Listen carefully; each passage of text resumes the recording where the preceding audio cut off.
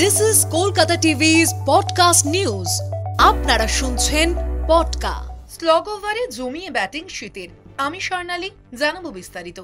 ফের ব্যাটিং শুরু শীতের। রাজ্য জুড়ে শীতের আমেজ। নতুন করে হিমেল হাওয়ায় জানান দিল শীত এখনো আছে। শুক্রবার এক ধাক্কায় অনেকটাই কমল পারদ।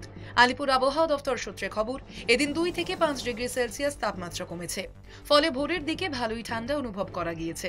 বেলা বাড়ার সঙ্গে সঙ্গে রোদ উঠলেও হিমেল হাওয়া কিন্তু বেশ বোঝা যাচ্ছে। তবে এমন আবহাওয়া বেশি দিন থাকবে না বলে জানা যাচ্ছে। এদিন সকাল থেকে কলকাতা সহ রাজ্যের একাধিক জেলায় ঠান্ডা অনুভব করেছে রাজ্যবাসী।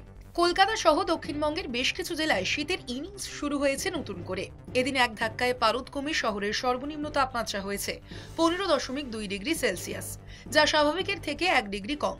হাওয়া অফিস জানিয়েছে, উত্তর পশ্চিমী হাওয়ার দাপটে তাপমাত্রা পতন হয়েছে। তবে এই শীত বেশি দিনের জন্য নয়, এর মধ্যে আবার বৃষ্টির পূর্বাভাসও রয়েছে দক্ষিণবঙ্গে। আলিপুর জানিয়েছে, সরস্বতী পুজোর দিন বৃষ্টি হতে পারে বেশ কয়েকটি জেলায়। হালকা থেকে মাঝারি বৃষ্টির সম্ভাবনা থাকছে পশ্চিমের জেলাগুলিতে। তবে ঠান্ডা সেভাবে আর দেখা যাবে না। আগামী সপ্তাহেই আবহাওয়ার পরিবর্তন হবে বলে জানিয়েছে হাওয়া অফিস।